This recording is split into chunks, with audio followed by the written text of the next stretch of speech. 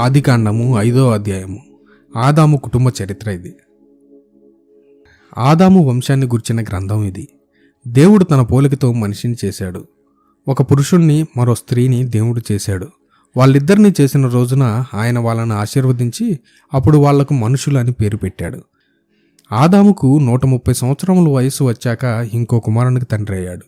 ఈ కుమారుడు అచ్చం ఆదాములాగే ఉన్నాడు. ఆదాము తన కుమారునికి షేతు అని పేరు పెట్టాడు. షేతు పుట్టిన తర్వాత ఆదాము 800 సంవత్సరాలు బ్రతికాడు. ఆ కాలంలో ఆదాముకు ఇంకా కుమారులు కుమార్తెలు పుట్టారు. కనుక ఆదాము మొత్తం 930 సంవత్సరాలు జీవించి అప్పుడు అతను మరణించాడు.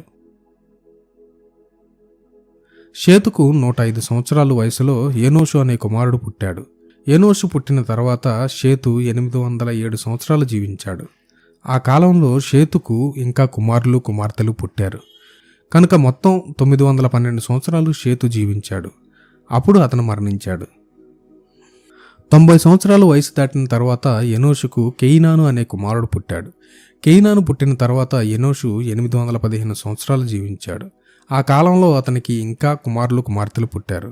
కనుక మొత్తం 905 సంవత్సరాలు ఎనోషు జీవించాడు. అప్పుడు అతను మరణించాడు.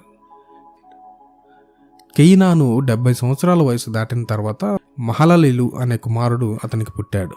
మహలలేలు పుట్టిన తర్వాత కేయినాను 840 సంవత్సరాలు జీవించాడు.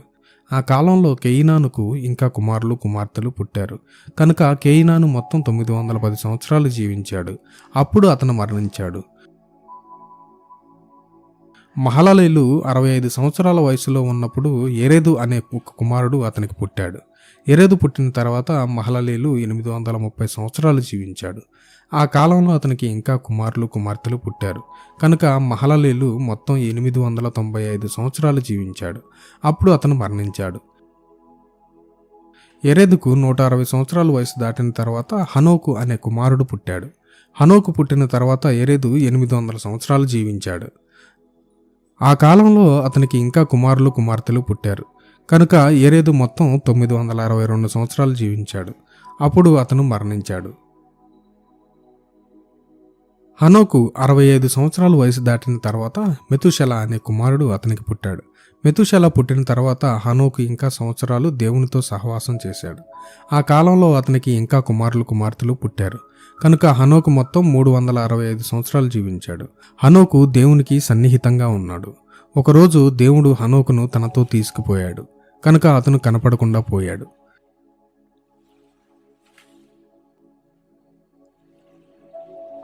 మెతూషెలకు 187 సంవత్సరాల వయసు దాటిన తర్వాత లెమెకు అనే కుమారుడు పుట్టాడు.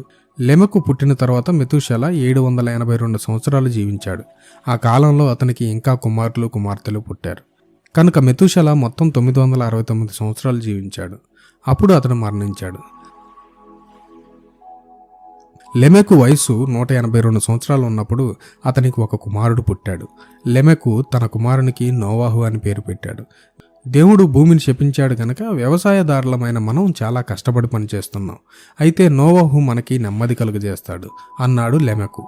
నోవాహు పుట్టిన తర్వాత లెమెకు 590 సంవత్సరాలు జీవించాడు.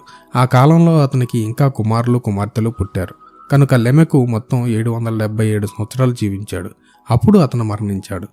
నోవాహు 500 సంవత్సరాలు దాటిన తర్వాత షేము హాము యాపేత అనే కుమారులు పుట్టారు.